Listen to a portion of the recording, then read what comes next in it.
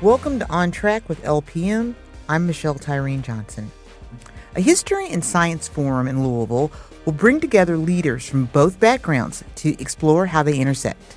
It's part of a series hosted by the University of Louisville Christina Lee Brown Envirome Institute. One of the organizers is here today to tell us more about it. Dr. Natasha DeJarnett is an assistant professor of environmental medicine at U of L. Welcome to On Track. Thanks for joining me. Thank you so much for having me. I'm thrilled to be here. Oh, great. So, tell me about the focus of the Christina Lee Brown Envirome. Awesome. Thanks for asking. So the Christina Lee Brown Envirome Institute, we are out of the Division of Environmental Medicine at University of Louisville. And our center fills a void through our framework to understand the environment as a whole through our interactions between the natural, the social, and the personal domains. So natural can include everything that's not man-made. Social can include how we organize ourselves into society and how we build communities. And the personal is the lives that we build for ourselves. So looking at all of those domains that are all encompassing of the environment, we seek to understand how the environment increases or decreases risk of developing heart disease, for example. And we utilize the understanding of the environment and its specific domains on health to inform that. So you're the organizer of an event coming up, correct? Yes, I am. And it is part of, it sounds like a really interesting series. The upcoming one on February 5th is History and Science. Going back to the series itself, when did it start and what inspired it? Oh, sure. So thanks for asking this. This is something that we are really excited about. I returned to University of Louisville in January of last year, and I was handed our strategic plan for our institute. And within the strategic plan, under community engagement, was to host quarterly forums. So we began thinking about what could these look like, and out from that birthed the idea of And Science. So And Science is meant to look at areas that seem like they are distant from the environment that actually are very interconnected, so that people can see themselves in all of these spaces. So the logo for And Science is an ampersand and science, and it's meant to be blank in front so that you can see yourself in front of the ampersand, or you can see these different intersectional topics. And so our first event was Communication and Science, and we had this in September of last year.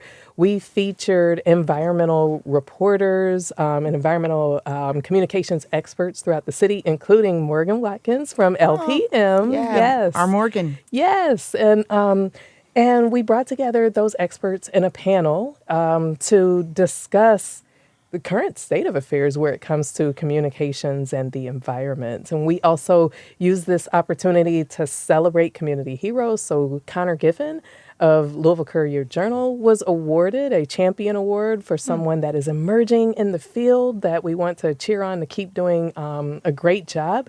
And then we also utilize that time to showcase some community resources, community organizations. So we had a community organization fair and a reception that led into the award presentation and the amazing panel. So that was our first event. And it went amazingly well. There was a lot of positive feedback.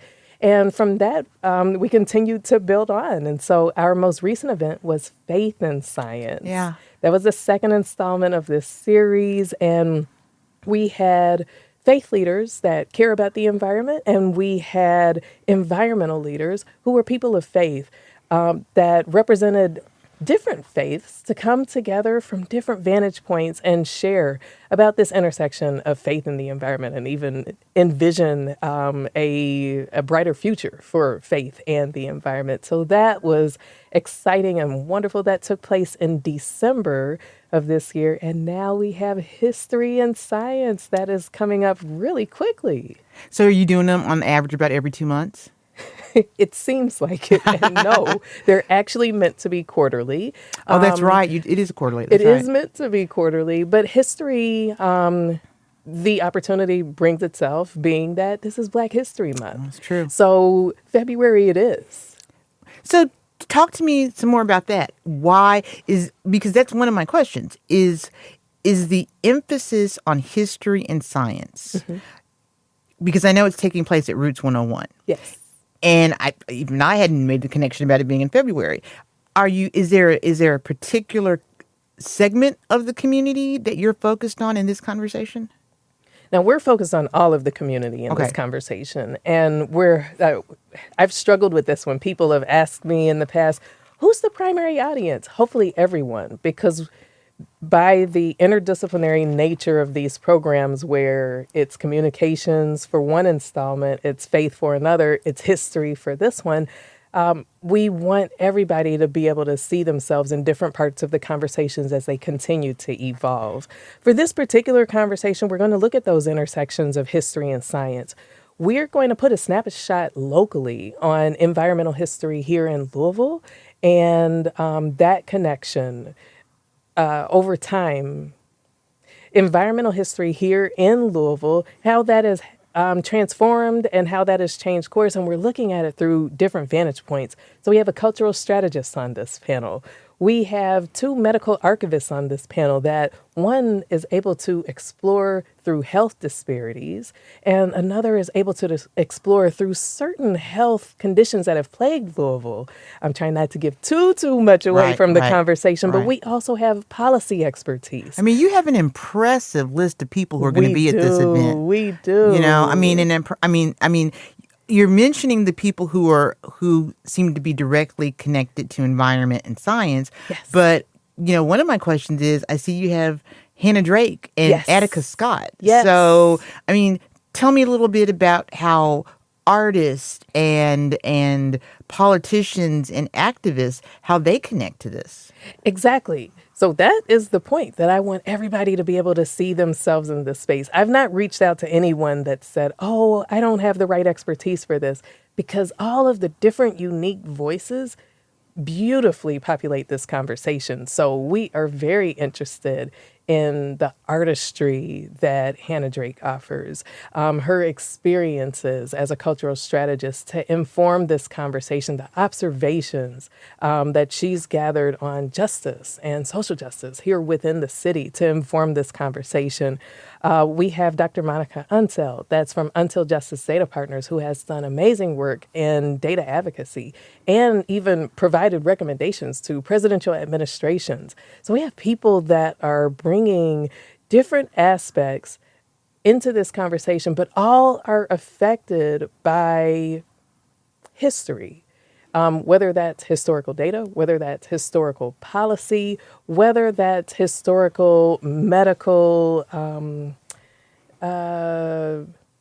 mysteries, we'll say. Right. Medical mysteries and unique medical situations, I'll put it that way. Whether it's through any of those angles, it all adds to the conversation. The thing is, here in Louisville, we have a very interesting story to tell. And so finding the group of people to help have this dialogue, inform this discussion was easy. And literally what we have here that are discussing during this session is a dream team. It looks like it. It's an absolute dream team. So we have a riches of good fortune that all of these amazing folks were available and interested. And I attended we have a planning call to make sure everybody's up to speed and comfortable.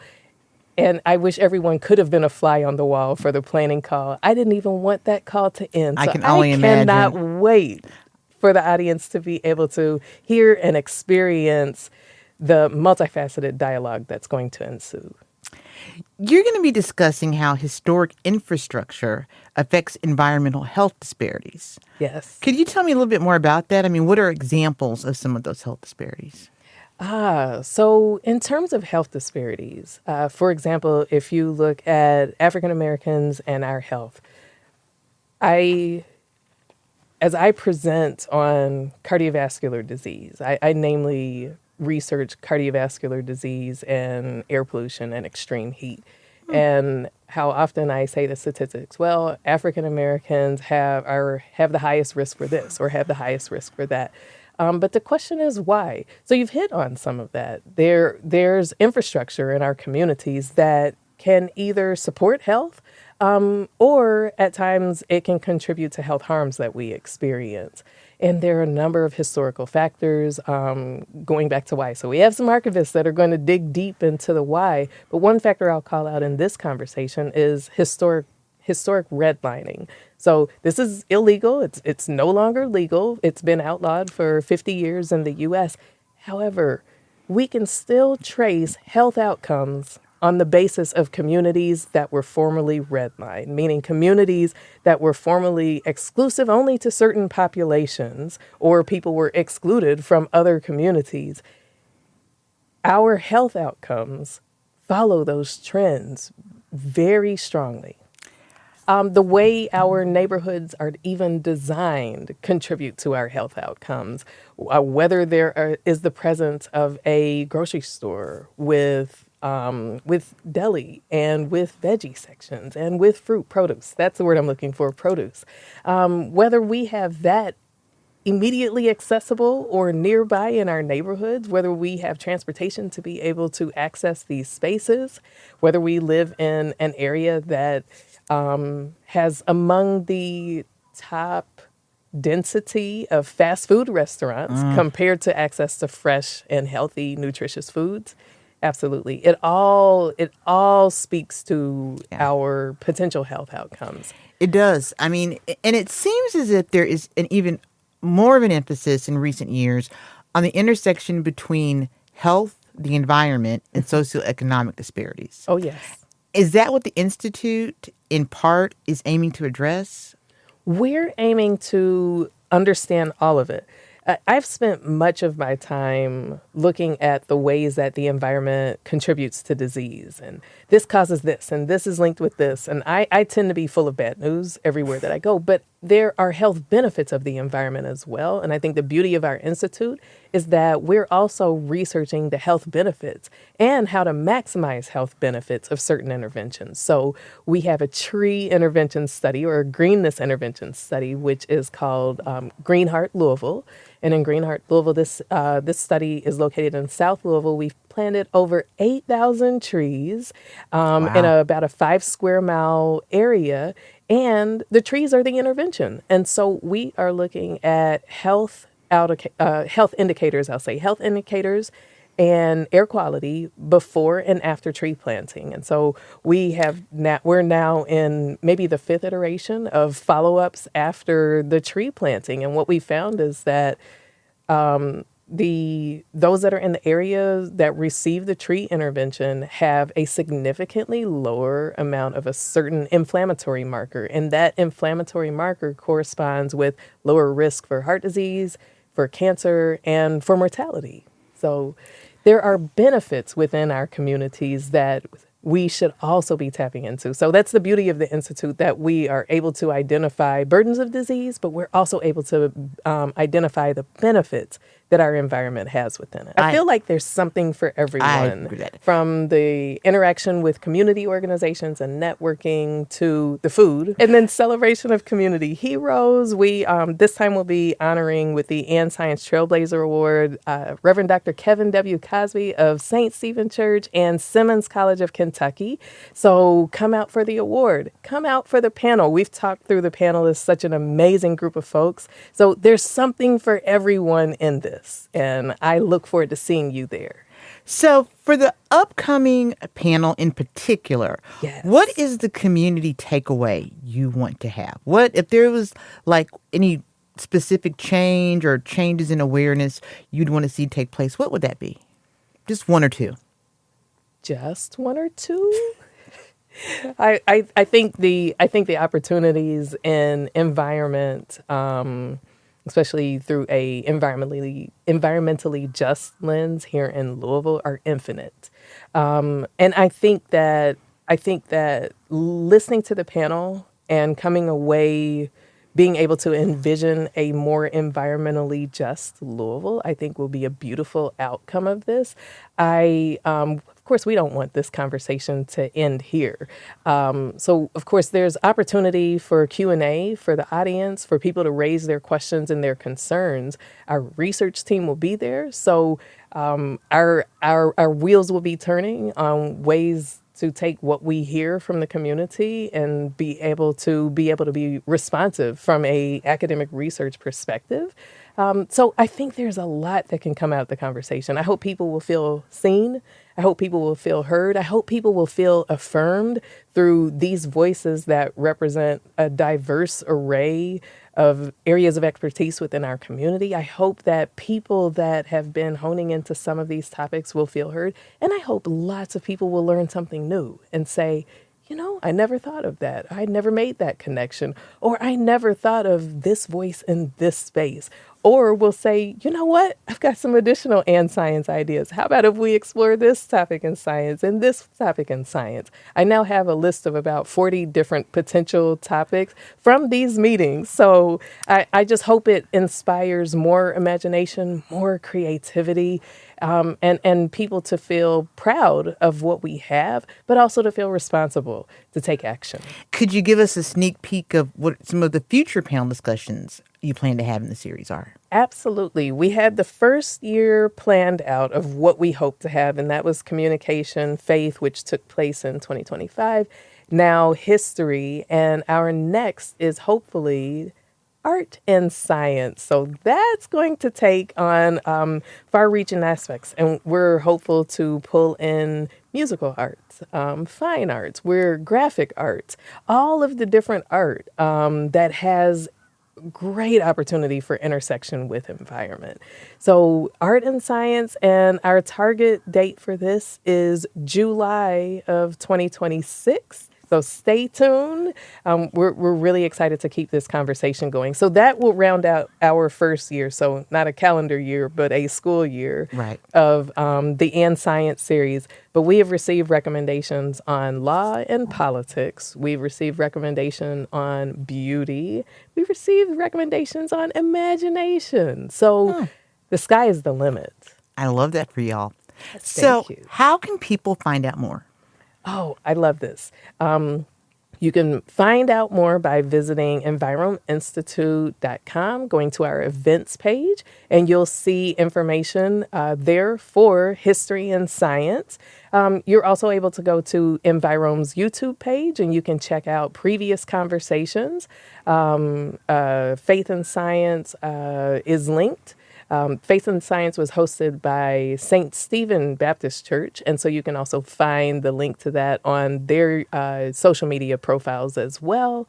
And our Communication and Science event is also there. You're welcome to reach out to me, Natasha.DeJarnett at louisville.edu. I'd love to remain in touch with you and love to hear thoughts and ideas that you have and ways to remain deeply connected and embedded within the community.